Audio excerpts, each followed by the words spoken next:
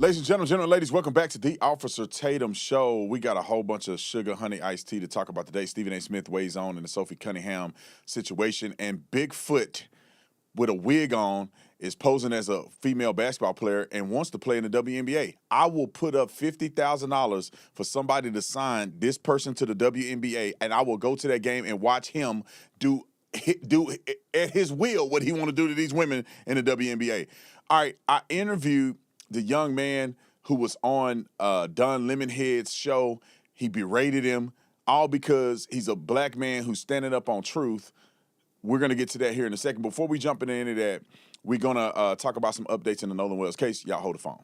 I want everybody in this room to have that same spirit, that same identity carried in your life. Make sure that you go through life and find your purpose. And we don't do this just to get a pat on the back. We do it because we came here to win. And it starts with you understanding that God has a purpose for you. This is the time to be more bold than ever before. We're all Americans at the end of the day, and we should love one another. We should be focused on what's right for our country.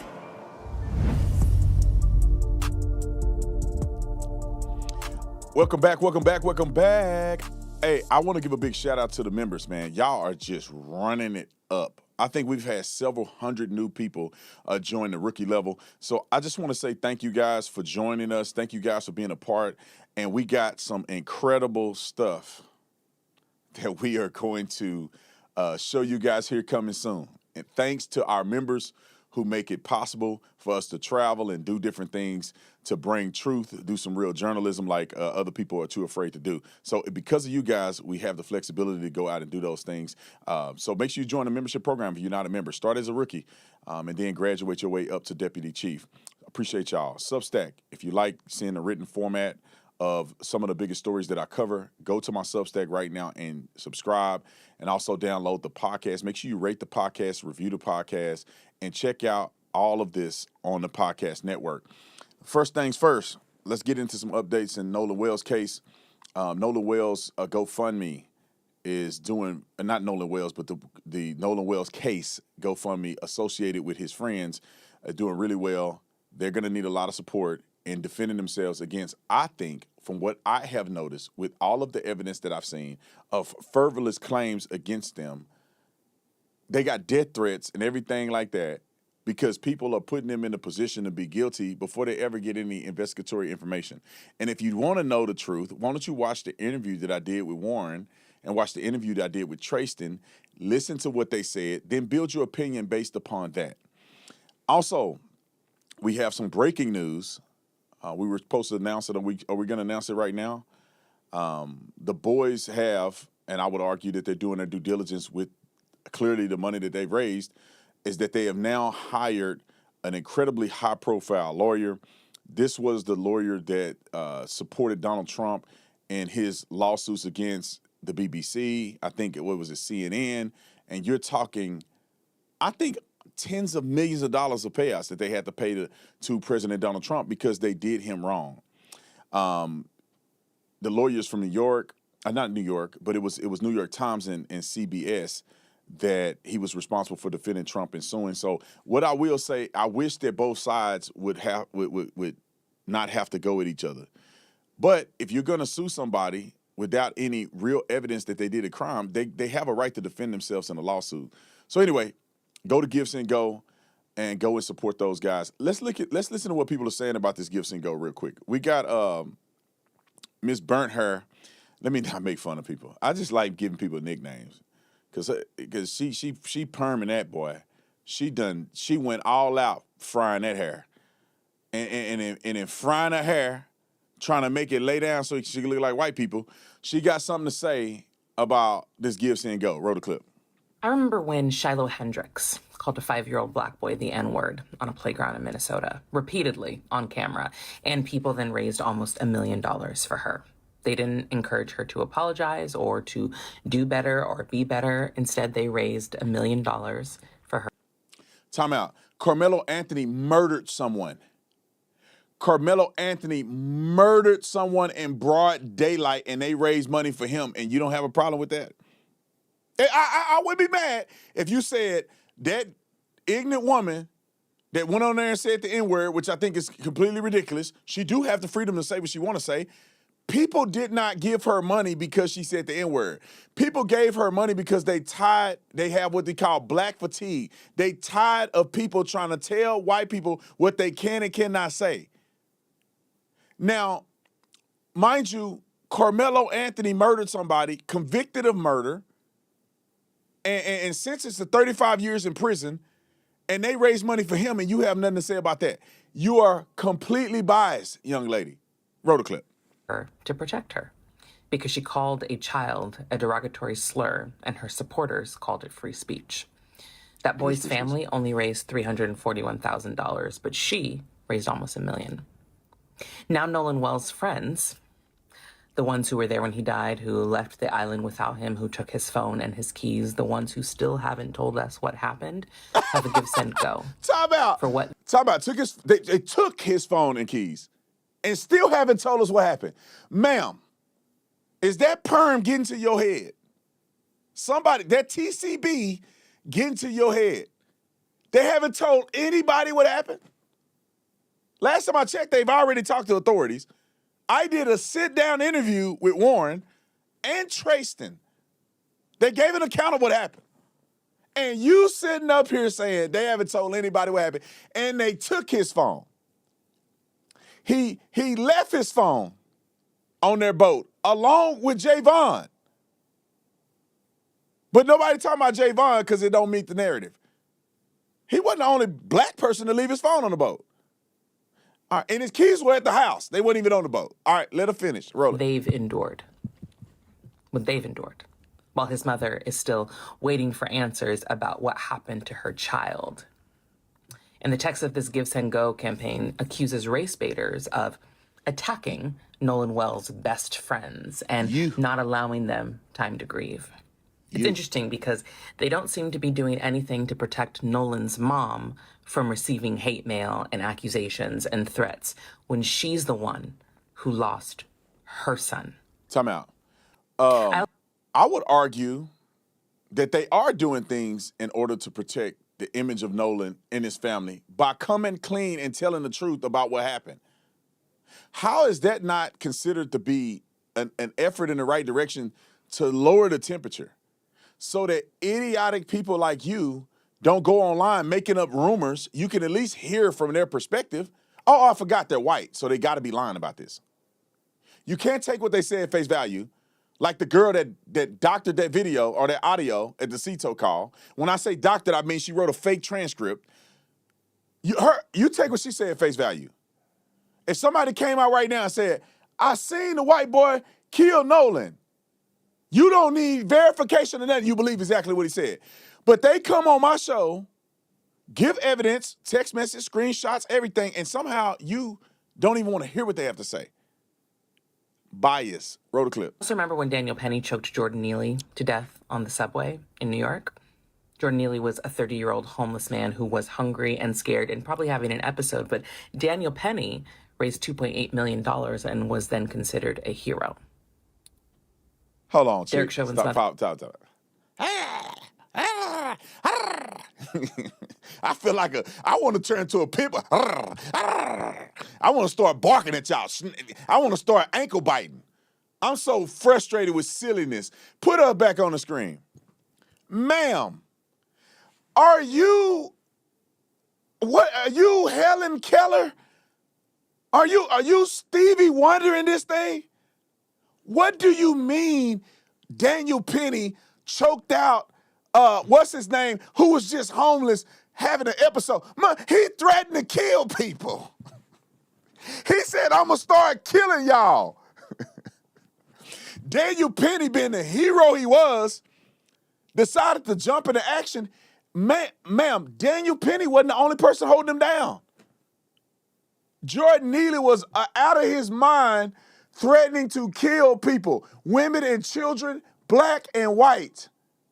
Because Daniel is a white man and old boy is a black dude, automatically the white man got to be doing something wrong.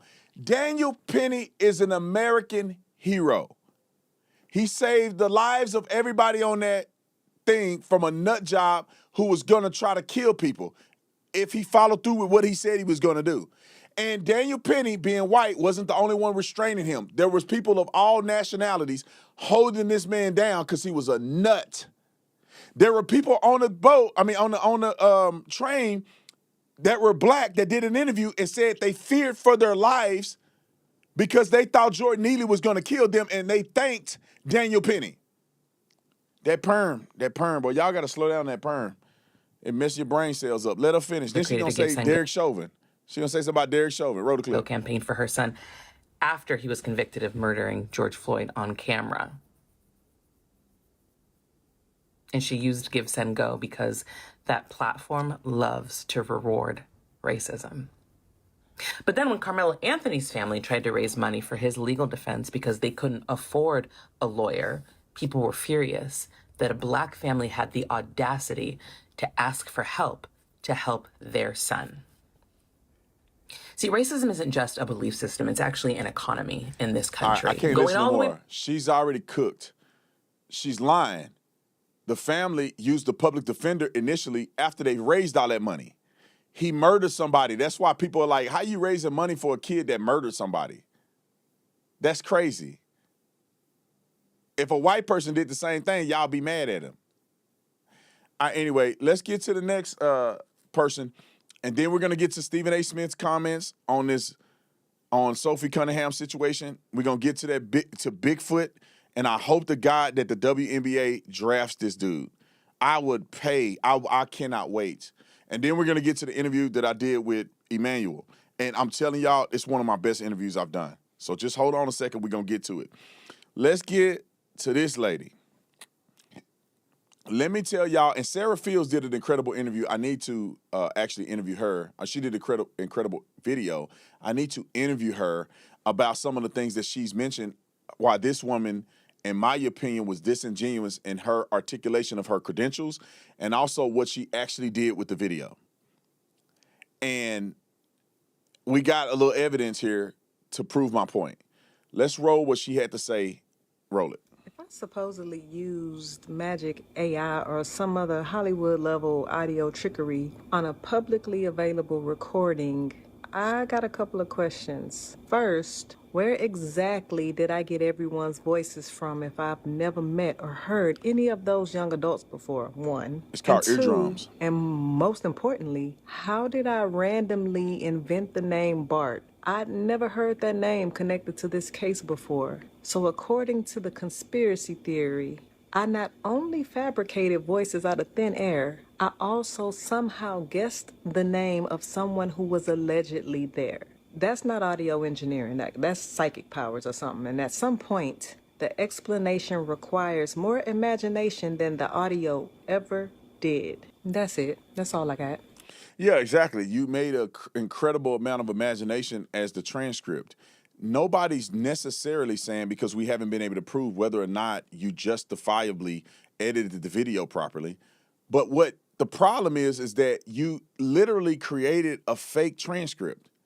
I would ask the young lady if I brought her on my show and interview her, instead of patting her on the back and acting like she's really credentialized enough to do this. I haven't seen her work. I've seen forensic experts who do this for a living say that her work is not foolproof. We haven't been able to validate it or replicate it. So we don't know exactly what she did, and is it verified? We don't even know what her source video came from. Did she get a video from a video of a video, or did she get a video from the source?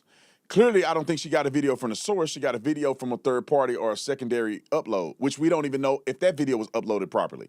So without due diligence, the problem is not necessarily the voices. The problem is you created a confirmation bias set of words that you put into place to meet a narrative, and you did not let the audio speak for itself. So you put words on there so people can think they hear something that it was impossible to hear. And I'm gonna explain to you why I wrote a clip. And you tell me, listen to it again. Do you hear any of these words and what she's saying? Like, clear. Roll it.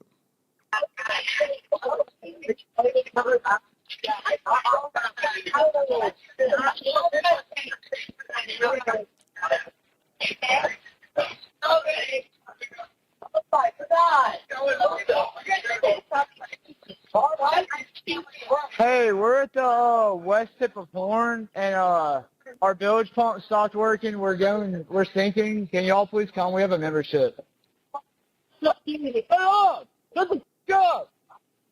Damn it, Bart.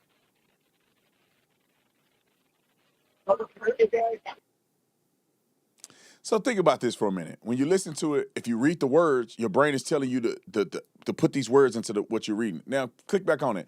Let me show you why this is incredibly disingenuous.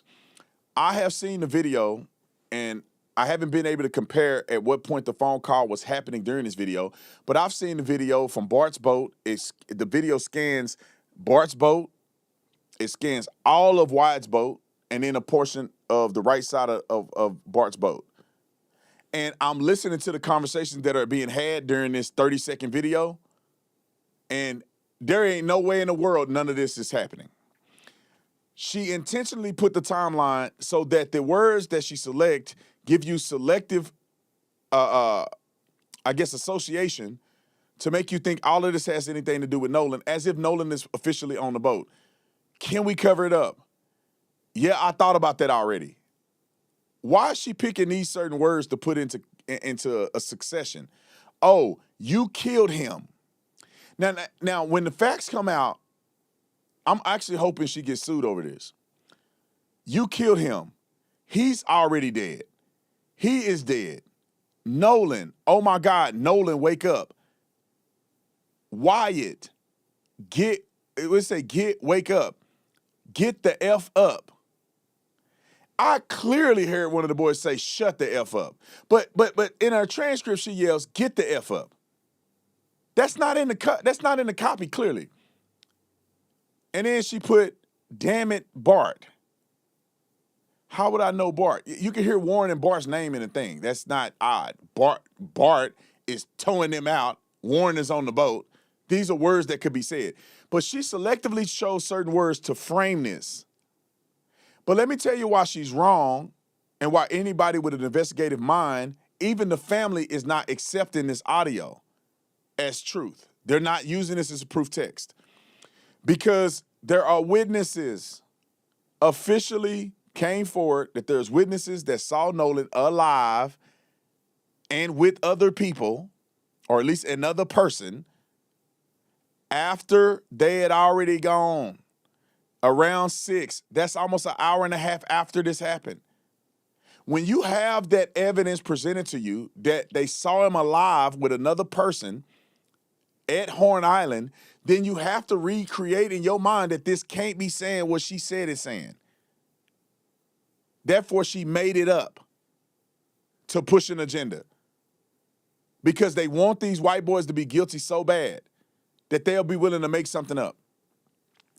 Let's move on to Stephen A. Smith and Sophie Cunningham, and then we're going to get to the interview. So hold on. This interview is going to be the best thing you hear all day. I'm telling you. It's not typical Beat Tatum content. It's a great interview. I can't stop even thinking about it. I want to rewatch it again, even though I was in it. Let's look at what Stephen A. Smith had to say about this controversy in the WNBA of letting men and their genitalia play in the WNBA. The weakness and cowardice of WNBA coaches and people who are not standing behind Sophie Cunningham is blinding, deafening. It's so apparent, it's frustrating. Stephen A. Smith, roll it. This is not about being anti-anything. This is about being pro-girls, pro-females, pro-women, pro-ladies. That's what this is about. You can't be a male, born a male, transitioning to female, and think that you should have the right to compete with women. Not in basketball, not in football, not in boxing, not in the UFC. Hell, not even in tennis. It's an aberration when you find somebody like a Serena Williams serving 120 miles, 25 miles an hour. That's ordinary for Jokic or Jokovic. That's ordinary for Sinner. That's ordinary for Alcaraz. That was ordinary for Sampras, Agassi, and all of these guys. We got to stop this. We got to stop acting like somebody that's speaking up on behalf of girls like a Sophie Cunningham, like a Riley Gaines, are scourges of the earth. You are Cheryl Reeve, the head coach of the Minnesota Lynx. That is an irresponsible thing to do. You are a coach for a female basketball team. Do you not think that the females are being screwed over if they have to compete against a individual born as a male? What are you talking about? What are you talking about? You trying to tell me that a college player for the men at a college program anywhere in the country or an NBA player should transition to being a woman and be allowed to compete in the WNBA or on a collegiate level to a women's college program? Whether it's UConn, South Carolina, Iowa, Tennessee, or wherever else you want to come up with. What the hell are you talking about? Come on, it's Steven. It's not true. It is false. AJ DeBonza, not to throw his name out there, Darren Peterson, hell, pick a scrub. If you're a male and transitioning to female, you should be playing against the women. Nobody said you can't transition from male to female. The issue here is competing against the women. That's what Sophie Cunningham was talking about. That's what Riley Gaines is talking about. How are you, Coach Cheryl Reeve, and you could condone that? And then you're going to come out with a T-shirt. No regard for the WNBA. No regard for the sponsors that may be put off by that. No regard for the bottom line that might be affected because of a position that she has taken that you know is going to be politicized because that's what you did. No regard for that whatsoever. How is that okay?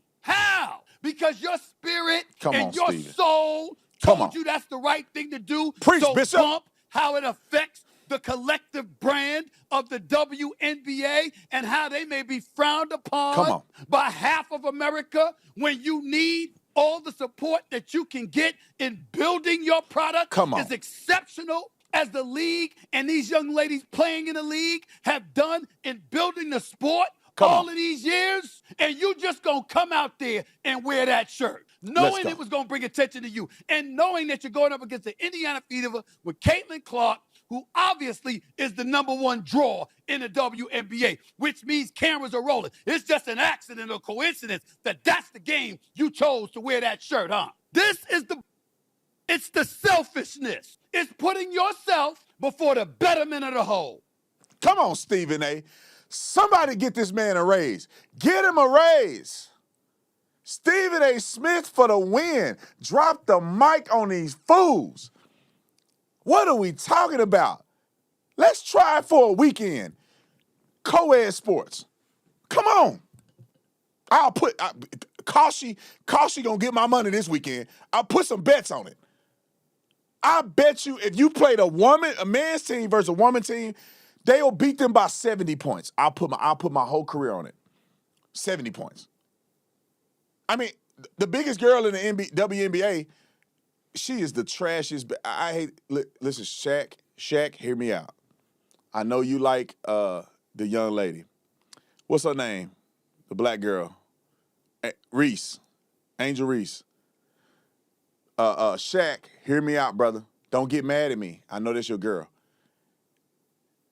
Angel Reese has to be the worst WNBA player of all time. On the highlights, I'm seeing her throw a ball behind her like this. She going up and down, doing it, throwing the ball here. She gonna lay up, miss the layup, get the rebound, miss the rebound. She doing this. I ain't never seen that. I ain't never seen nothing like that in my life. Now, only reason I said that because I love Shaq. He my favorite. And I don't want him to be mad at me.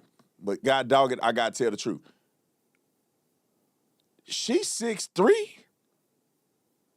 In men's basketball, LeBron James 6'8". Running like he 5'10". Dunking from the free throw line. Running point guard. What? They got dudes 6. I'm saying real quick. I thought, AI, some of these dudes, I thought they were like 5'10". I thought Steph Curry, he may like 6'1". What's his name? Booker. Cory Booker? Is it Cory Booker for the Suns? Devin Booker. I bet somebody. I say, man, Devin Booker's like 6'2". I think Devin Booker like 6'6".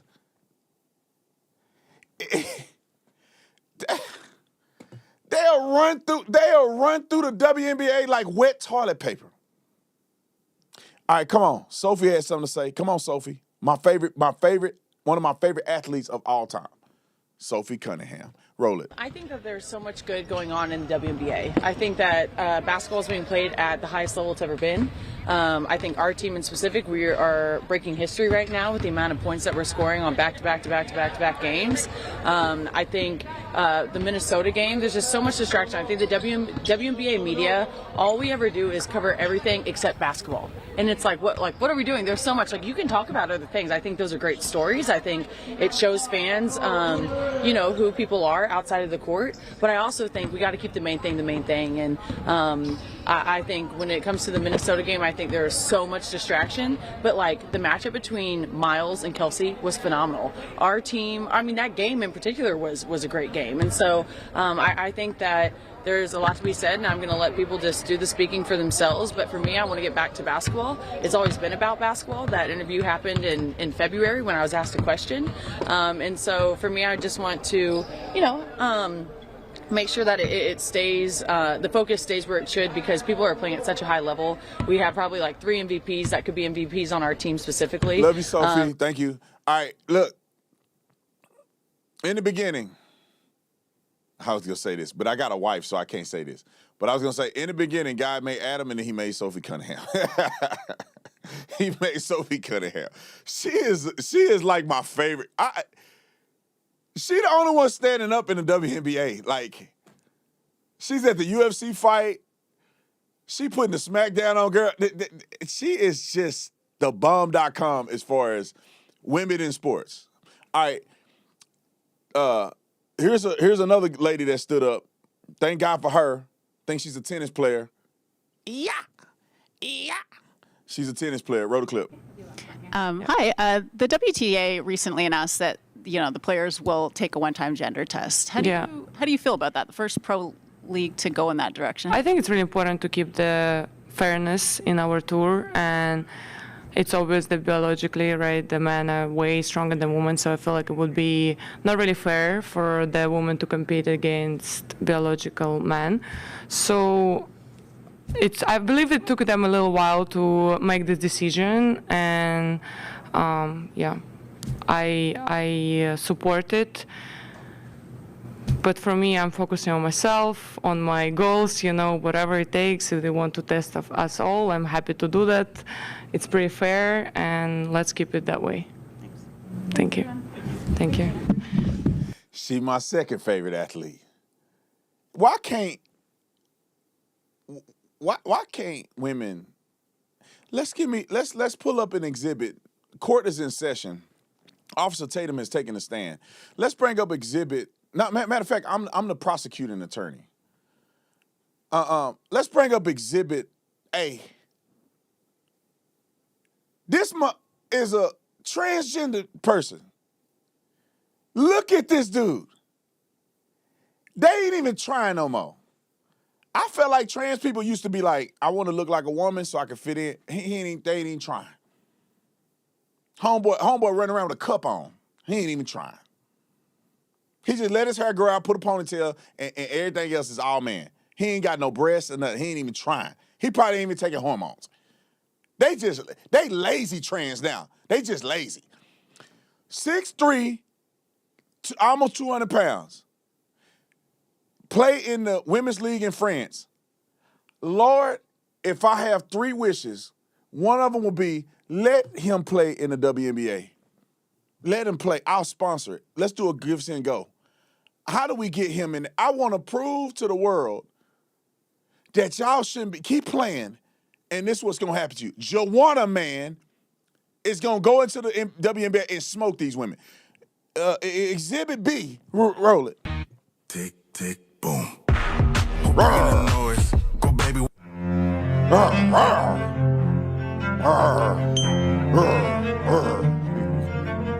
All I'm hearing is grunting. Look at this mother right here. Just Debo. Just Debo style. We got an average of 21 points and 20 rebounds. Because they all bad players. But he put me at 100 if he had some assists. He probably doing all the work, and they put him on the bench so he don't just blast these people. Look at this picture. And I'm telling you, man, nobody would be hating on these people if they just be fair. Now, let me get to the interview. Before we get there, I want to set the context of the interview. We're here. Ladies and gentlemen, we're here. Go get your mom and them, tell them to come over to the TV. Let me give you a chance. I'm going to take a sip of my protein. Tell your mom and them and your cousin them, text them. Send the link right here. Text it to them. Tell them to watch this. Make sure y'all hit the like button. Hit the like button and like button. I want the world to watch this interview. Because this is the difference between a real journalist, me, a fake activist, Don Lemon, interviewing the same man. Now, you tell me if this man is worth what I'm about to show you as far as the backlash that he's gotten. And before we get to that, I want to tell you guys about Verdict. If you're looking for a bourbon that's clean, when I say clean, I mean it's smooth, 6-year age, straight bourbon guilty, brown sugar bourbon not guilty, give it a try. If don't even believe me, do the QR code, go to the Verdict Bourbon website, look at the reviews, and you tell me if this is not the best bourbon in the market. I almost want to do a money-back guarantee, but the logistics is crazy. But just know that 100% of all the restaurants that we've gone to and we've done a tasting, they carry our bourbon now. That tell you how good it is. VerdictBourbon.com, VerdictBourbon.com. All right, let's get to this. Let's set the stage. Don Lemon Juice decided to interview the wrong guy. Roll the clip. But it doesn't mean that it is as bad as back in Emmett Till. Right. We made Racist progress. people is going to always be with us. There's nothing you can do about that. That's why Jesus Christ suffered, bled, and died for that very same thing. Is because racist people going to walk amongst you. But who really cares about the quiet racist? He's a racist and he's quiet and he don't say nothing about it. He over there. If he not bothering you, he can be racist over there. As long as he don't come and shove it down my throat, I don't care what he is over there, right? He's not affecting me. If he ain't affecting me. You don't know that. But you don't know what that quiet racist is doing. You don't know who he's influencing. You don't know what kids and grandkids he's influencing. You don't know that. Yeah, but what I'm saying is you don't know who he's supporting. Maybe he's sending money to the Klan. You don't know. But when I'm speaking of quiet, I'm talking about the ones who just keeping it to himself. You know what I'm saying? If he's quiet with it, I agree with what you're saying right there. I agree with that. Emmanuel. If he's helping people be racist, that's a problem. And when I'm speaking, but how do you know that if he's quiet about it? Quiet is kept. You know what quiet is kept is, right? So Don Lemon Juice he don't want to hear racist folk are gonna dumb folk. Like people act like racism is just the biggest issue. Really, in America today, classism is the biggest problem. The have and have-nots. You pull up to the restaurant in a Ferrari, they gonna treat you different than you pull up in a Toyota Camry. It just by default, people think of you differently. You show up in a suit and tie, and you show up in basketball shorts, same person. You show up with your haircut. No, it ain't haircut. I had to miss my appointment today because I was doing this interview. But you ain't got no haircut. You show up clean shaven. People gonna treat you different. You show up out of shape. You show up in shape. People gonna treat you different. Your mama and them name, your family name is this versus your family name being that. People gonna treat you different. That is more prevalent. You poor, you can't afford to get good, healthy, clean food. You poor, you going to bad schools. You poor, it's probably generations of people being poor. You ain't got nobody passing wealth down to you or nothing. So being poor and living in that environment is more of a contributing factor to success or lack thereof versus the color of your skin. If a person is a racist and they hate black people, but they never do nothing about it, why do we care? People hate on me because they ain't as handsome as me. But if they ain't bothering me, who cares? Let's get to the meat and potatoes. So this interview goes on. I had another video out that I do a little bit more of a review of the interview. And Don Lemon getting smoked in the interview. He looks like a fool. Is not meeting his narrative. So he brings on Godfrey. Put him up on the screen. We're not going to watch it because we're running out of time. But you can just look at him and tell they silly.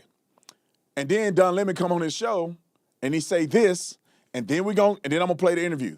All right, let's listen to what he said because he's silly. Roll the clip.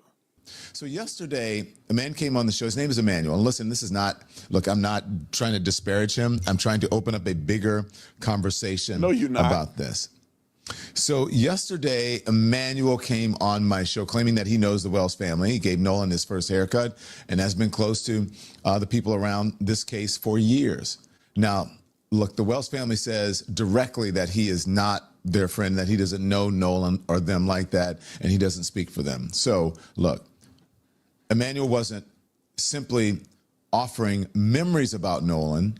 He was presenting himself as someone with perhaps some special access, saying that, you know, I know the dad and all that stuff. Someone who knew the family, someone who knew the people involved, someone whose perspective carried weight because of those relationships. The family says it doesn't. Now, look, all of us should stop, right, and think about things before we start accepting anything he says about this case, one, because of what the family says. But let me just say this.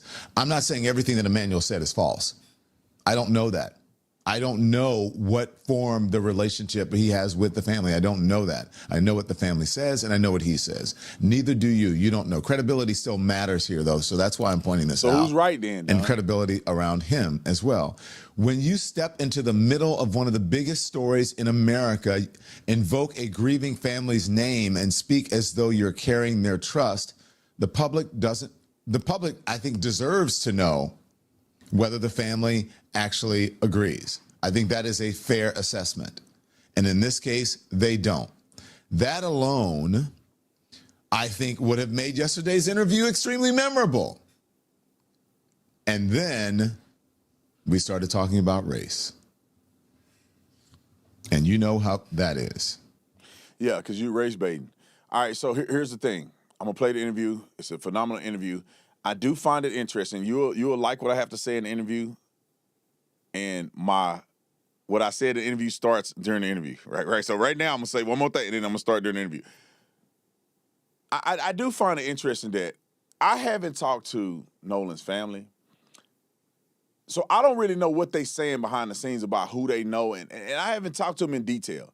It's just interesting that they don't know none of these. They're claiming to not know none of these people, and that they're delegitimizing their experience. And these people are telling me the experiences they've had with Nolan. They're showing me pictures of them. Nolan is hanging out with them. He's at Horn Island with them. He's at their house. They boating, fishing. The boys that I interviewed, all their parents love Nolan. They talk very well of him. They talk about how he's hanging around the family all the time, and they love him. Tracy is telling all these stories about Nolan and him. And then the gentleman, which you're going to see in the interview, Elijah, is telling us all these stories about haircuts, naming family members that he hang out with. He just told me that he just saw Nolan's father. And was that in the interview? I don't want to say it if it wasn't in the interview. At the gym, was that in the interview? Let me, I'm going to back off of that. It may be in the interview. I don't want to say something that we didn't say in the interview. But, you know, it seems to me that the stories that Elijah was telling me seems very genuine, and it seems like he has a connection and know of in a small town. But all of a sudden, he's just making this up, allegedly. Wait till you see the interview, you'll know what I'm talking about. All right, let's get to the interview. Check it out. Hit the like button, comment, follow the gentleman if you like what he had to say and you think he's a respectable guest. Roll the interview. God bless you. We'll see you after the interview. Peace. All right, ladies and gentlemen, I'm sure that you guys would love to see this interview, highly anticipated. My next guest is a man that I literally watched his interview on a prominent journalist show just the other day, and I said, I like this guy. I agree with everything he's saying. Why is he getting so much pushback? So I had the team go and reach out to him. We were able to find him, and he's going to join me right now on our show. Ladies and gentlemen, help me welcome to the show, Emmanuel. He's on social media, Cutting with E. So y'all go follow him. Go check his social media out. But Emmanuel, I had to do it. I had to bring you on the show, man. I felt like you were very fair and impartial and balanced and consistent with people that I've heard when I traveled to Mississippi to talk to. Like, I think the world needs to hear from people that know the family or have connections to the family of Nolan, have connections to some people on the other side, and that live in Mississippi. So I want to start baseline in case people, this is the first time they're seeing you. What is your connection in Mississippi? Like, how long have you lived in Mississippi? And also, what's your connection to Nolan Wells' family, potentially Warren Hudson? Like, what's your connection in this thing? Okay. I'm born and raised here, man. My folks was military. They came down here to Keesler Air Force Base, and they had me. And I've been here all my life, you know. And my connection to the Wells family and is being a barber. But me and another guy, which is his cousin, me and him went to barber school together. Shout out to Ernest. And so I've always been around the Wells. Me and another Wells, Dex, we eat all the time. We get up, eat all the time. But I met Nolan as a baby. One of my partner's mother was babysitting Nolan when Christine was in nursing school. And so she would babysit him all the time. And he would come to my barbershop, and I gave him his first haircut. And he would be up here with them all the time. And he was just a little cute kid, just like any kid is. And I told Don him this yesterday. But one of the funny things was every time he would leave, we would ask him to say his name. This is when he first started talking. And he would say, Nolan Wells. So we would always ask him to say his name, man. But yeah, so, you know, and then time went on. And then I started watching him play high school football, you know what I'm saying? And his father got him right. He actually had the right size to be a NFL wide receiver. And you know, that's your background, you know, a football guy. But I want you to get your question in, but I also want to say something. I don't know if I can say this right quick, or you got another question. No, go ahead. But last night I sat in this very chair with an ink pen and my phone in my hand. I went to the gym. And once I left the gym, I was different. I said I wasn't gonna even talk about Nolan anymore, and here's why. It's so much going on around it, Tatum. So much. You don't know what to believe. It's all over the place. And when you start seeing stuff like that, you thinking that they found something, and then everybody's down this path, and then that rug get pulled out from under you. So last night I went to the gym, and of course, you know, his father is one of the strongest, muscular man in the world. You know, his whole family's like that. All his uncles play in the NFL, running back and whatnot. But I saw him in there, and we talked. And I'm getting beat up a lot from a lot of people because I keep saying, let's let the evidence come out before we jump to conclusions. We don't know nothing. Just please let the evidence come out. You can't go out punching and fighting nobody or doing bodily harm to nobody. You don't even know who to punch. You don't know nothing right now. And I'm getting a lot of pushback just because I say that.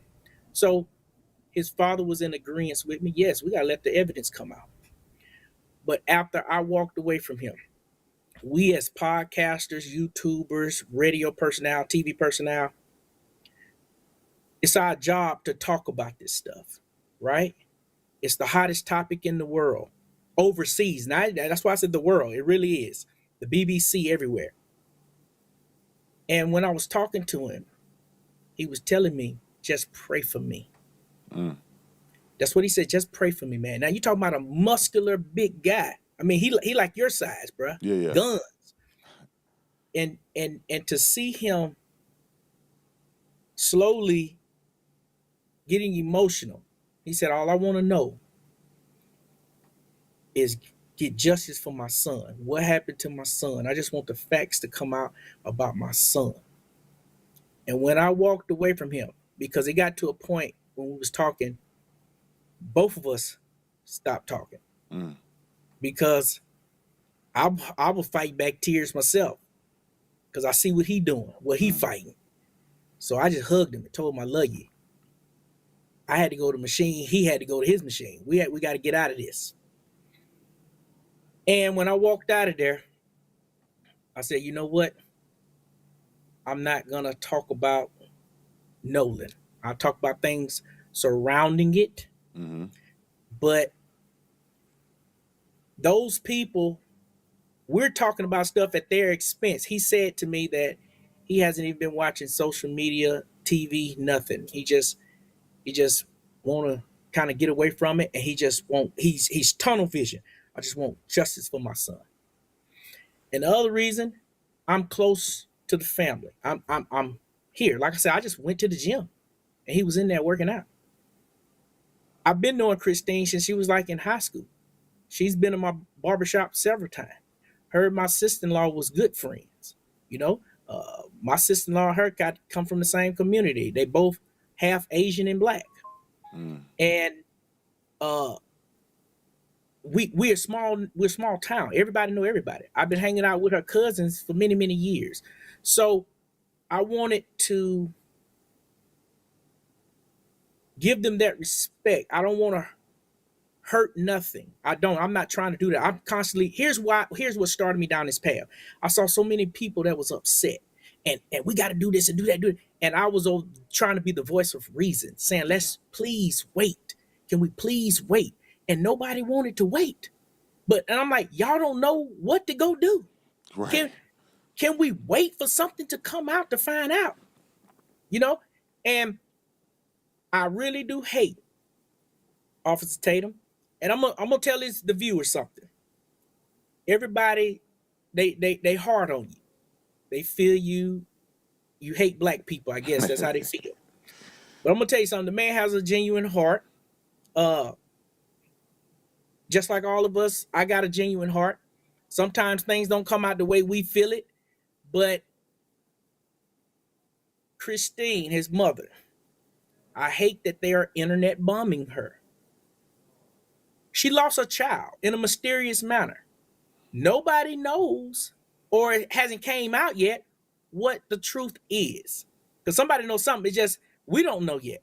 Right. So, however she's acting, whatever, she's saying, me personally, I give her grace in that area because she's emotional. She's all over the place right now. Her husband is all over the place. He's emotional. They are still emotional. Man, this is how traumatic can something be? This is very traumatic. True. So I wanted to say that on everybody's behalf, and I hope everybody leave her alone. Stop internet bombing her. That's not deserving, because you can feel any kind of way you want to feel. You don't even have to agree with the people that she's running with, but you got to understand that is a woman who just lost her real child. You know what I'm saying? Mm-hmm. And please, people, I'm pleading to you on Officer Tatum's show. This is me to just please cease with that, because you don't know what they're going through and how you can cause them to go further down a rabbit hole with their health. You know, there's mental health involved and a lot of things, you know? Yeah, man, I'm glad you said that, because, you know, I when you get on the social media and you get going and you get the momentum, in policing, we call it operational momentum, which means that once it starts going, it's hard to scale back on it. And I feel what you're saying in a very genuine way, man. And I love that you said this on my show, because I'm going to make a decision that I'm going to leave Christine and her husband out of this, because I've been critical of some of the things that they've done. I know she said my name, and I know she's upset with me, which I understand. However, at a respect to the family and respect for you, because I think you're a genuine man, I'm not going to bring up Christine or her husband at all. I'm going to let it go. Until the results are over and all that, I'm gonna let it go. I'm gonna make the promise to you and to everybody watching this. I'm gonna let it go. Now Benjamin Crump, I'm on him like right on right, right on right, stank on. You know what? He fair game. But Christine, I'll say this. Let me say this. I want this out there. People can clip this if they want to. Please. I want to apologize if I offended or hurt Christine. I didn't have any intentions to. I'm just trying to get to the bottom of it. As a former police officer, I tend to, divorce myself from picking a side or getting too overly emotional for anybody. So sometimes that can come off as insensitive, right? Meaning that I'm looking at an investigation and I take the feelings out of it. And so I'm going straight for the what's the facts, what's this? And I want her to know and the family to know that I apologize if something I said hurt them. I have no intentions of doing that.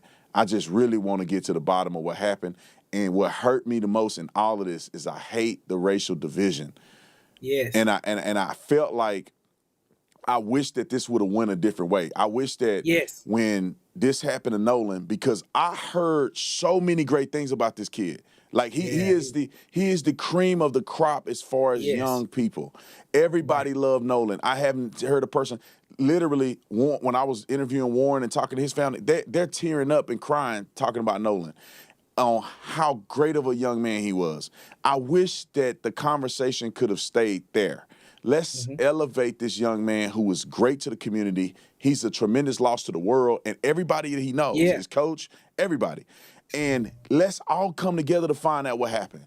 Let's this side talk to this side, get the information before we put out people that ain't got nothing to do with the business of the family in Mississippi. And so we don't have the division. So that was my whole thing that bothered me, because I see the world dividing again. Now it's black or white all over again. God.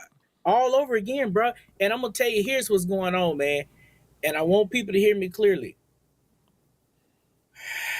With both sides are at odds like this.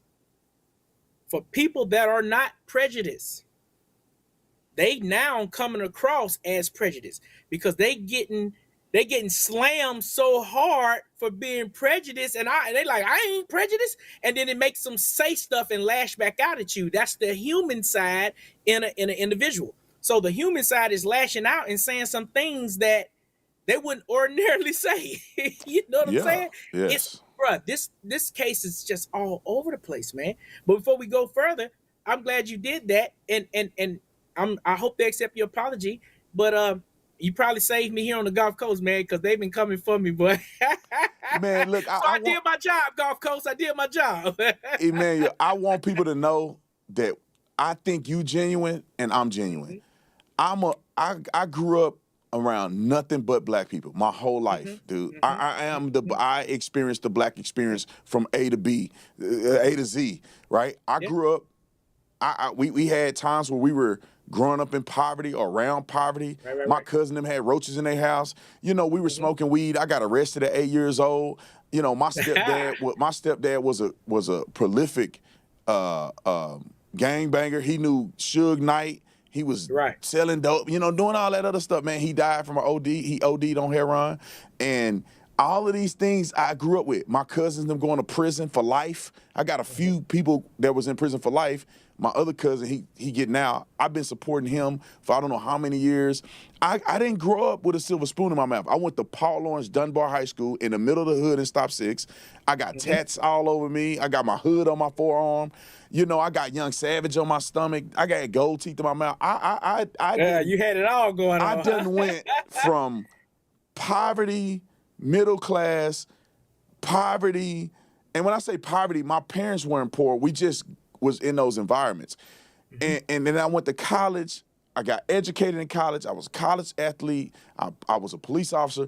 Bro, I have a plethora of experience. University of Arizona. Okay, all right. Dude, I have a plethora of experiences. And so I want people to understand that I don't hate black people. I want black people to do better. Because I don't think that what black people are doing now, or the representation of black people, is authentically black people.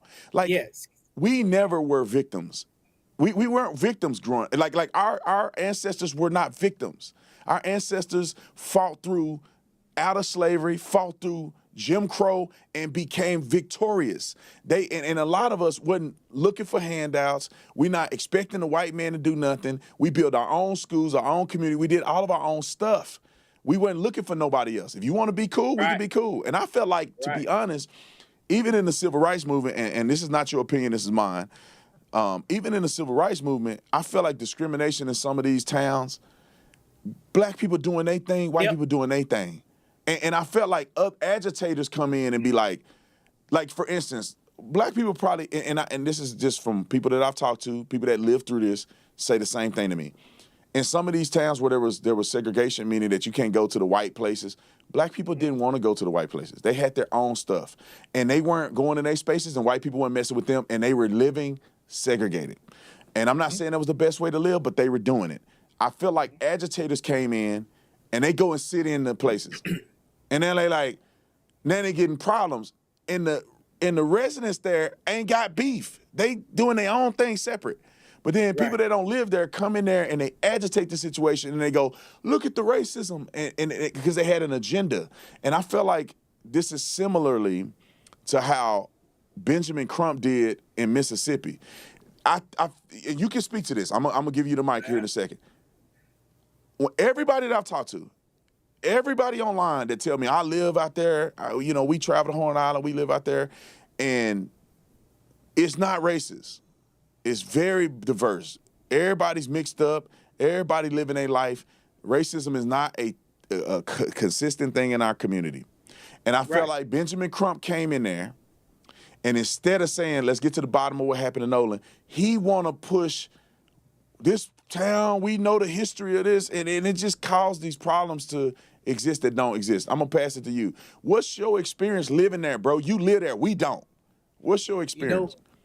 You know what, officer? Changing people to get them see the truth and to get them to change, it's going to always be the hardest thing in life. I've been here all my life, all right? You're going to always have racists that walks among you. Like I tell people, that's why Jesus Christ suffered, bled, and died for us on the cross. Ain't nothing you can do about that.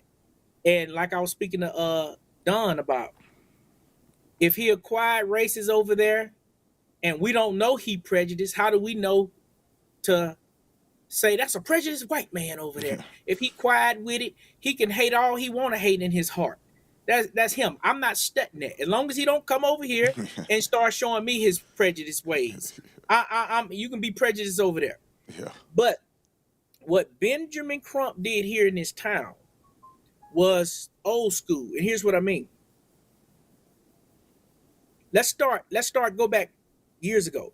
So when our black women was assaulted, they was abused, black men was assaulted and abused during slavery. We all know about that.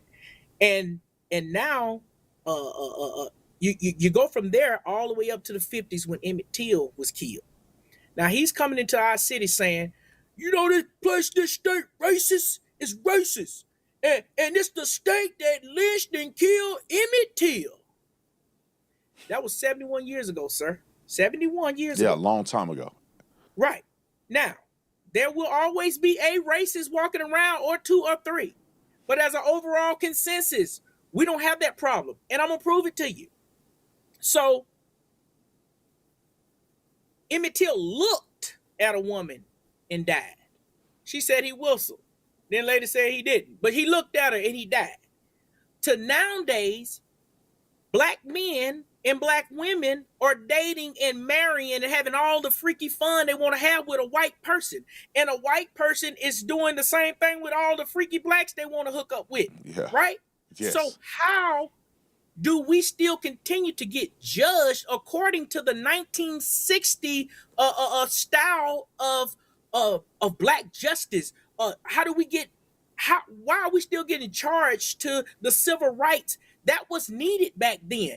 What Al Sharpton doing, that was great for the 60s, but that doesn't work in today's black America. This is the new black America. You have more 25 and under black millionaires than anywhere. You have more black women are the #1 college graduates from my understanding. I could be wrong, but from my understanding, black women are the #1 college graduate. So how can you keep coming down here to our state and keep telling us that we're not who we are?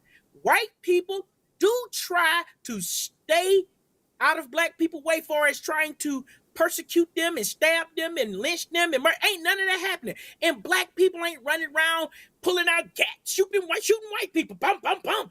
That ain't happening around here, bruh. But you want to know what is happening? White people have been killing whites, and black people have been killing black people. You understand that? We have problems amongst ourselves within our own races We're not having problems with each other. When I did this, you know what that did? We came together. Blacks and white people are making babies. Officer, I should call you just Tatum. I don't know if you want to call it Officer Tatum. Call him Tatum. I'm fine with that. We have so many sandy brown hair babies walking around on this coast, from guys to girls. Everywhere you go, everybody is more mixed than it is pure black, pure white. This mixed thing has came on strong. And I'm even seeing other mixed gumbo cultures. You may see an Asian with a Pakistani. They're not just a typical black and white anymore. I've seen a black girl dating Spanish people now. Because since when Katrina hit down here, I'm sure you're familiar with Katrina and what we went through down here. Well, an influx of Spanish people moved in here. And I'm going to just be honest with you. Even though I'm not for that border being open, the Spanish people that are here, because I buy and sell properties, I'm an investor. They have raised a lot of property value because when we was growing up, these areas was rental properties. It was low income housing. Now, bro, we was buying houses for 35 grand.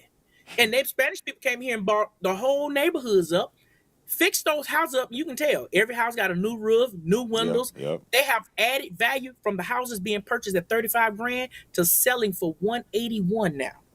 Bruh, I'm not gonna lie. I've done well with property. And I told my daddy the other day, I said, whew, I'm so glad these Spanish people moved in this neighborhood.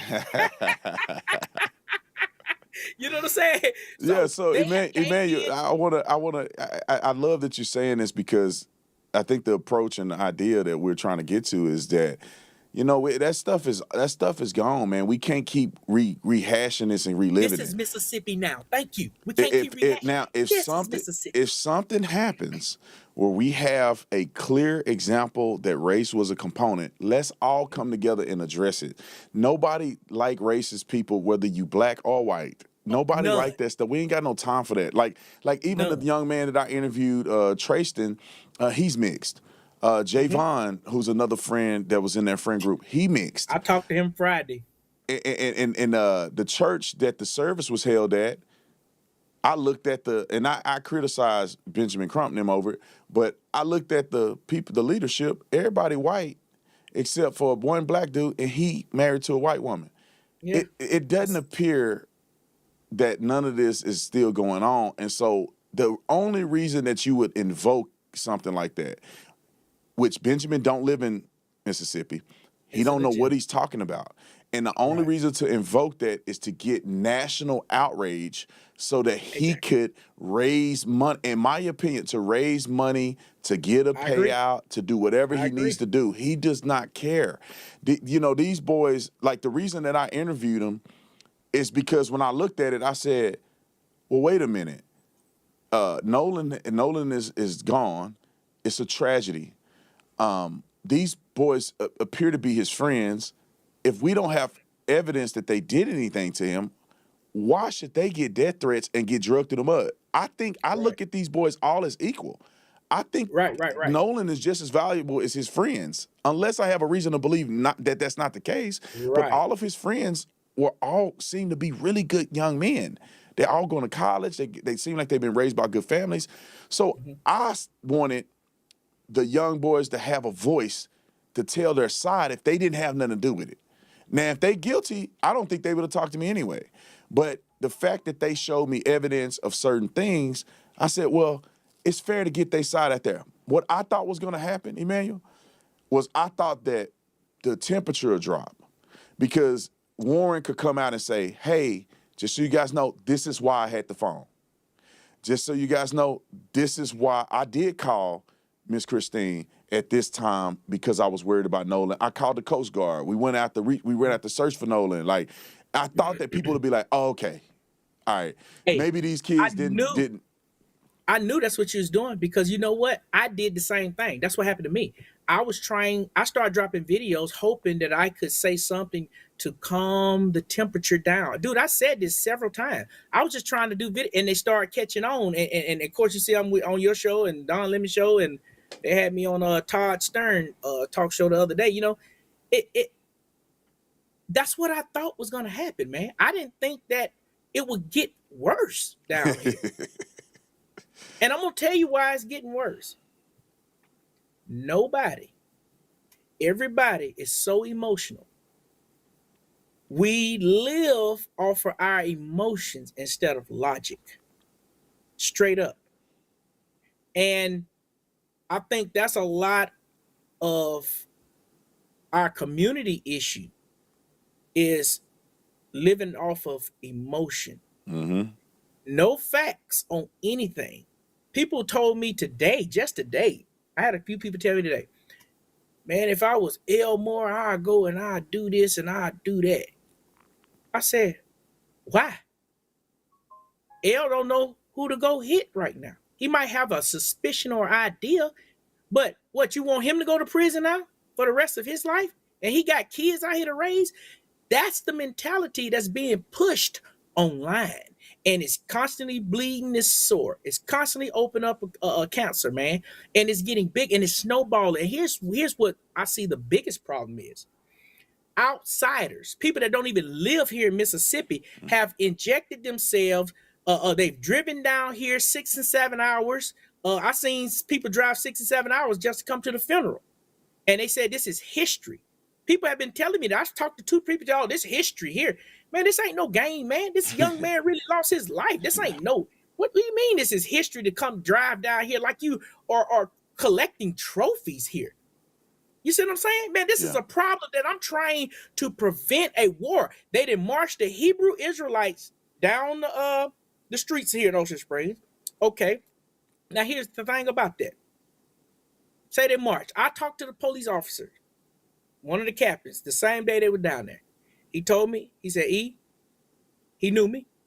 He said, we didn't have any problems. He said, the only problem was they did not get a permit to come down here and do it. He said, but they stayed at one spot. They didn't march down the streets. They did what they were supposed to do. And we had zero problem with the Hebrew Israelites. Now, here's the other thing. That opens up the door for the Klan to march down the same street.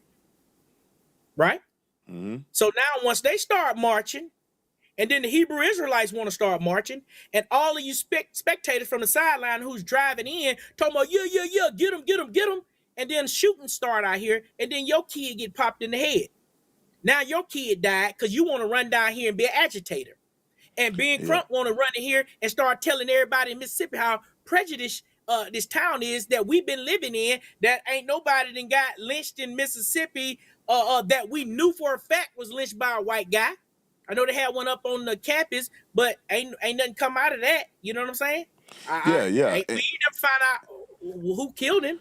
Yeah, Emmanuel, I just wish that this could have been different. You know, and when I went down there, I was really hoping that why can't the families come together and talk? The thing that surprised me, because I thought no effort was made on either side. I was like, okay, I guess these people they got beef or something. But then when I went down there, I saw that Warren's stepmother reached out. Warren had a couple phone calls. Some of the other parents reached out. And I just wish that Benjamin Crump would have given advice as a responsible person that is acting in good faith to say, hey, let's communicate with their lawyers because we're not going to get their testimony from the police until the police is finished with the investigation. This could be months later. Well, how about we go lawyer to lawyer? Let's talk through this and figure out what do you know, what do we know, so we can get to the bottom of what could have happened. Because based on my research and the interviews I've done, Warren and the rest of these kids weren't there. They were gone on a boat. They showed me Life 360, GPS tracking. They had witness testimony. That girl, Katie, I seen her text message where she said that Nolan didn't get back on the boat. Like, so all this is showing me that these young men that were initially accused were gone. And there were people who saw Nolan afterwards. And I want us to focus on those people. You know what I'm saying? Like, who saw him then? Let's talk to these people, because we're going in this direction with these young people that said that they already talked to the cops. They showed me all this stuff. It appears that they did leave, and we need to be focusing on somebody else. Either, unfortunately, he may have drowned or something happened, but there's other people out here that I feel like is not even being questioned because all the attention is on these people. And I wish that the two families would come together and say, what do you know? What do you know? What do you know? And not get into a situation where it's a race war. And now you got people, and you said this, and you were right on point. And you said people are afraid that Benjamin is not going to get no help out here because people are afraid. And what I was told was that there may be people that seen and know more, but they don't want to run the risk of saying, I saw him last, even though I didn't do nothing, I didn't have nothing to do with it, because then they may end up getting death threats and saying that they in some conspiracy. So that's not, you didn't do the family right by doing this. No, I truly believe, and I said this on Don's show yesterday, and I mentioned it last night, and I said I believe that Crump, if they could do over and they really wanted to look for justice, they would do things differently. I think their approach was wrong, and you're now alienating people that you need to help you on that island. But if they don't feel they're going to get treated right, going to get called racist and possibly shot and stabbed, they not coming forward. Because guess what? One of the guys told me, was it last Monday before last? He gave me an extra name that nobody has ever said. But he did. He was very influential in getting those people named to the police. It was one woman, it was a girl and a guy. And he said that they were the last two that was seen with Nolan on the island. And when he found that out, and this was a black guy. This was his friend that is a black guy. When he found that out, he convinced the guy that found that out to go to the police. And they went to the police with that information. Now, I don't know where that lead went to, but you're right. It was other people that name are surrounded in a suspicious manner or whatever you might want to call it. The boys told me a long time ago, back when I did this interview, they gave me a log of who was there, they showed me a lot of this stuff. Now, some of the stuff I didn't want to put to the public, but that the police officers knew about. Because what I didn't want to do is put people's name out there and then not be true, or they get slandered and I get sued over it. So everybody's in sue mode right now, bro. Huh? Everybody's in sue mode down here right now. I know, man. And, hey, it's gonna be some cross exchanges, man. That's gonna go on, and it never really had to happen this way. And I'm hoping that it didn't have to happen this way. I'm on hoping both everybody, sides. I'm hoping everybody kind of calm down and start communicating with each other. There's really no reason to not communicate at this point, or they can just put the guns down. You know, like you talking about suing them group, they finna sue y'all, and it's gonna be back and forth. Or y'all can just look at each other and say, let's just chill out on this, because I'm afraid of this, Emmanuel. And then I know we got to wrap. I'm afraid of this. I'm afraid that this scenario has been built up so heavily that when the results come out and it's not what people want it to be, meaning that it's racially and it's some crazy thing, they're not going to accept it. And it's going to be rioting. It's going to be turmoil. I have said that so many times, bro. I said the problem is nobody's going to accept from either side whatever the outcome is. That's why I even said I don't even want to see the state's autopsy, because the parents most likely is not going to accept whatever they come up with. Let's see what the independent autopsy says. Well, the independent autopsy left us in awe. Worse than it was to me. It was worse than before we got the facts from the independent autopsy, because now you have left the world in limbo. You have left the parents in limbo. That told us zero, nothing. And then you say, okay, well, why the throat wasn't there? And why this wasn't there? Well, you find out that's kind of typical in autopsy, which that's what they told me. But, who they know, I don't know. But I'm gonna ask myself a question that I've been asked by everybody, because everybody want to know. What do I think happened? I know Sheriff Ledbetter. I met him through our congressman, Mike Ezell. He was a sheriff. I don't know if you've seen the video I cut in Mike Ezell's hair. I've been knowing him for a while. They asked me, well, do you think he would cover up? Like I told him, the man is a human being. He's flawed. He's not Jesus Christ. Yeah. I don't know what he'll do. So I would be crazy to just come out and say, no, he wouldn't do it. He wouldn't do it. But here's what I'm going to say. As a person that know him, I don't think if he see foul play, I believe he's going to make an arrest. Yes. Number one, a case that's this high profile, it only boosts their career. He could literally run for governor off of this case. Yeah. If they solve it. You know what I'm saying? The FBI is involved. I just believe the FBI is willing to arrest the sitting judge. That will give them more money. You know? And people ask me, do I think it's foul play? And as a person that has a platform, you just can't come out and say your total opinion. Like, it's some things that I knew about that I have never once shared still to this day, because I don't think it's going to help anybody to know it. I don't think it's going to help the case. You know what I'm saying? The authorities know about it anyway, but I don't see the need to put it out to the public. Some things don't add up. It's a lot of things that do not add up in this case. It is a lot of things that do not add up. I have a lot of friends that go to that island. A lot of people talk about the big drop-offs. I had a friend out there this Sunday, and then they found his body. He didn't even know what was going on. He was just out there fishing with a friend. He like, that was going on the other side. We didn't even know it till we got back to shore. But he was telling me about, man, there's some big drop-offs out there. Could that have happened? Yes. But here's the one thing I got. Now, I heard you speaking on it, and I checked into it a little bit. That woman that pulled up the background noise talking, Jeanette or whatever her name might be, I can't remember. But Tatum, if that is true, it's a lot of people got a problem. And here's what I mean by that. She's not from here, so she don't know anybody's name. But yet she said Bart. And it was a Bart out there. So it might be a little credence to what that woman found on that tape.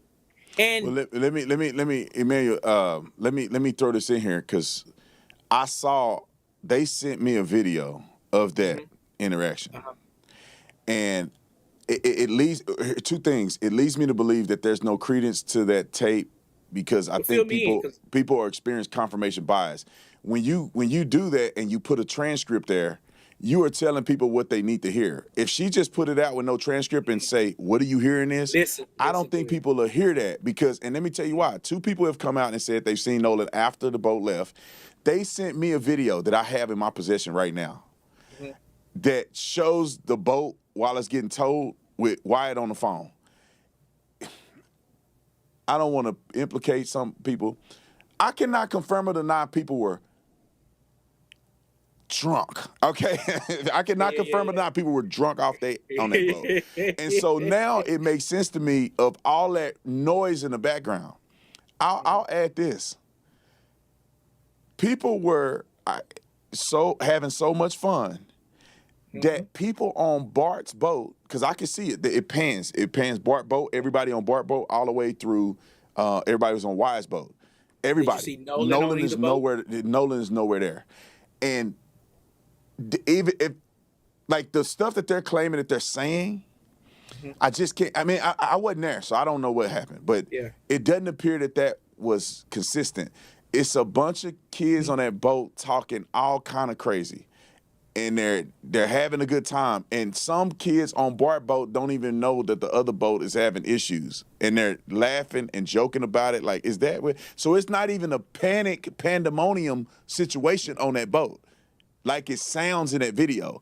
What I think they're hearing is a bunch of people having a good time, loud, yelling at stuff, calling out stuff, delusional. They don't know if it's sinking. They think they playing. People trying to get from one boat onto the other boat, yelling. And that's what, when I see the video, and I'll show you the video. I just can't put it in public because there's people's faces on it.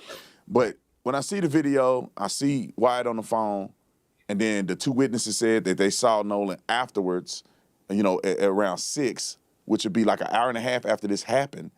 It lead me to believe that maybe what she put out there was not as genuine. But I'm gonna let you finish, and then we got to wrap. So I want to make sure you get your point out, because I think I kind of jumped in. What were you saying about, like, your feelings on that topic? Okay, I'm gonna say this, but I heard, to piggyback off something you just said about people, because she had put the words up there, it can tell a person what to think about that. But I heard one guy saying, "Look at him, he's standing over a body with blood on side of the boat," and I'm like, "How do you see blood on side of the boat?" Bruh, when I tell you this story is so big and so wild, everybody's talking about it and coming up with their own stuff. But if that video that she did isn't true, I don't have no other evidence or anything. Nobody else is saying anything. But I will say it's some suspicious behaviors around it, because here's what I was trying to tell people. They were like, well, the sheriff did this, and the sheriff came out and said it wasn't no foul play. Well, from my understanding, at the initial time they found his body, the sheriff, they only reported on what they thought they saw was a drowning. And people, y'all have to give credence to that and understand it. They thought it was a drowning. So they come back and say, hey, it was a drowning. But it wasn't until Christine started calling around. This is how I got it. Start calling around saying, hey, what happened to my son? What happened to my son? What happened to my son? And now mom is the word. Everybody then went quiet on her. And then she started hearing people lawyered up, people driving off, his cell phone deal, that got wiped, they saying, the car keys, the car. It was so much around it that created a suspicion to the father and the mother, which is understandable. And now the sheriff had already put out his statement hours prior, a day prior. So now it's like, uh-oh, we're in a rock and a hard place. Who walks what back? And now it's all messed up. And now you got Crump coming in, this big machine, because he has a machine behind him. And right now he's just pulling Christine them along, taking them all over on his tour and doing whatever they doing. And I don't even think that she did have no clue what was all entailed and involved in this stuff, because it ain't like her son dying every day. You know, you signing on to somebody you think can possibly give you some answers and some help. That's all she was doing with him, but she didn't know what she was dealing with. You know what I'm saying? Yeah, that regime is a machine.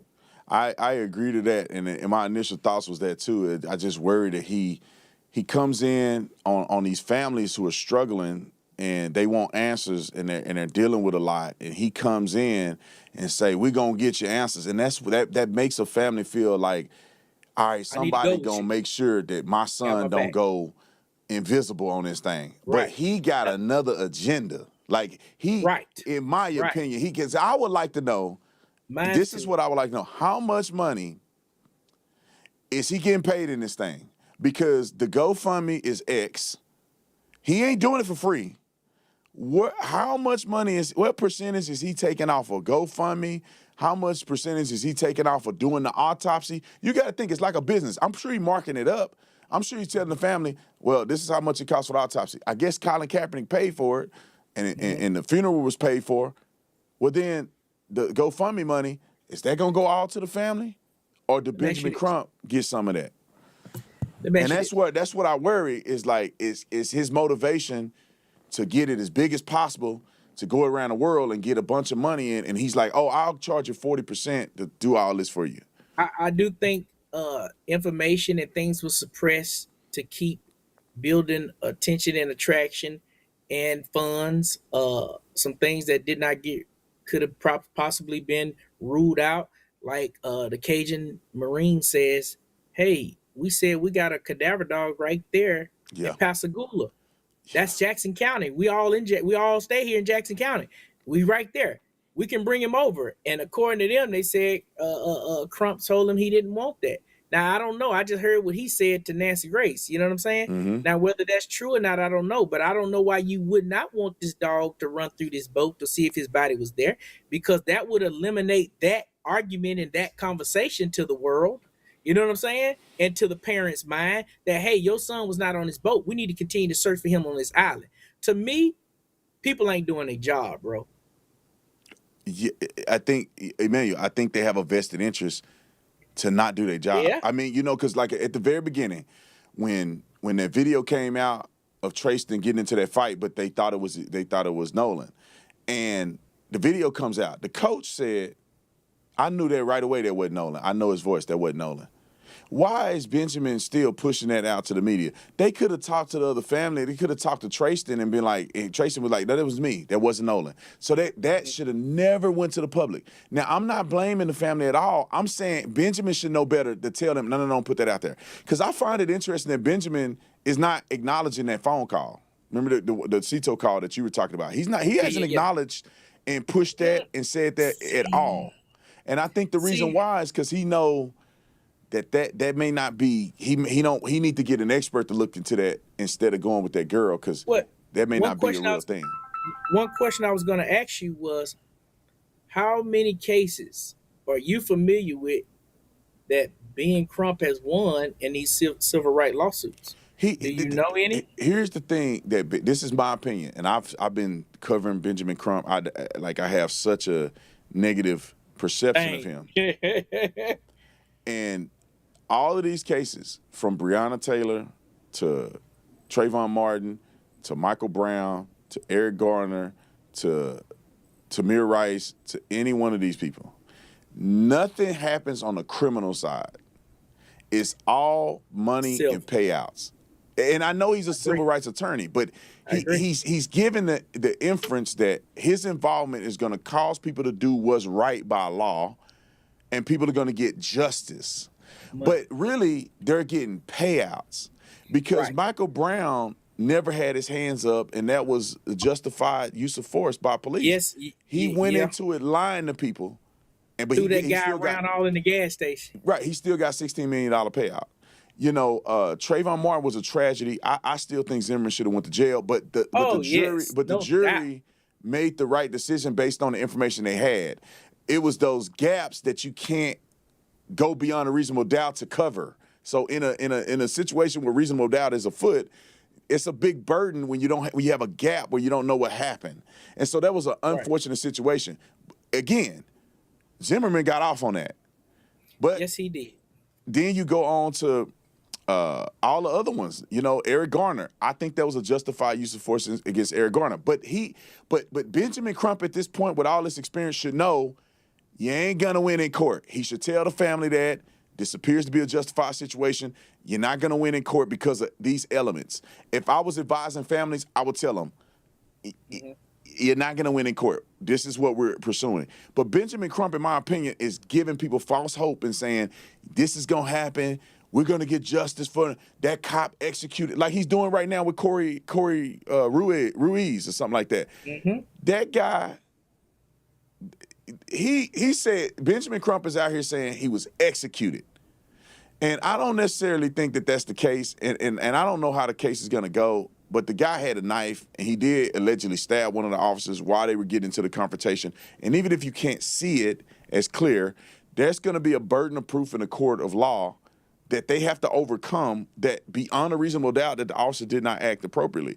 And Benjamin knows that it's not going to go the way of legal, but he's going to try to get them a wrongful death payout through the police department, whether the cop gets off or not.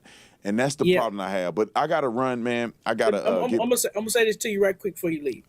So I want to talk to Black America right quick.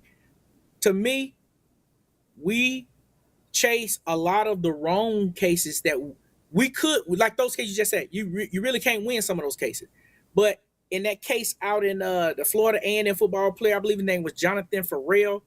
He died, got shot, killed by the police out there in Carolina going back home at like 1 a.m. He had a car wreck, and he had to bust the back of the window out, climbed out, started walking to a neighbor's house, knocked on the door. The lady opened the door, and she thought it was her husband that was coming in from work, so she didn't look. She just opened it.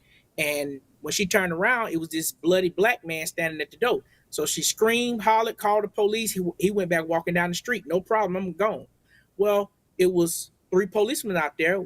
One was a black cop, and the white cop just pulled up and got out his gun, put the infrared dot on his chest, and he looked down and saw it and took off running. Cop shot and killed him. So why ain't black people up in arms about that? That was a cold-blooded, point-blank murder. But ain't nobody saying nothing about that. Ain't nobody talking about it. His death didn't just disappeared. Ain't no money been given to the family. But that was one that black people should have been parading up and down in the street up for. Ben Crump, you're right there in Florida, where Florida State is located at. You are there. That's where Florida A&M is located, right beside Florida State University. That's where Ben lives. Now, why ain't you down there doing that? That's one that you could have stood on. Because I believe this is what I think he's doing. Like, in the social media world, in the marketing world, you see opportunities of money, and you could tell if something's going to go viral or something's going to be a good hit. And I think that he can't go everywhere. So he's going where he think he can get the most real estate out of, right? He's looking at it like people would look at stories to cover. They're like, oh, my God, this is a big story. I need to get on it, right? Mm-hmm. And he's looking at it like, black kid, because you already had the young man in Houston, or what was it? I think it was somewhere in Texas, Irving, that he drowned, and them boys threw his phone over and tried to hide evidence. Right. He had Irving, and he knew, well, I could piggyback. It's in Mississippi. I can push the race claim. I can invoke Emmett Till. I got a lot of real estate here.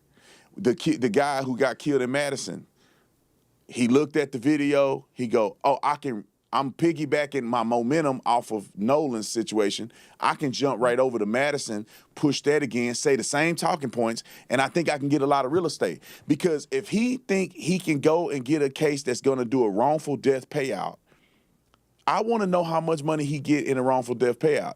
Then, therefore, I can honestly evaluate, okay, that's why he took that case. There's $700 million payout.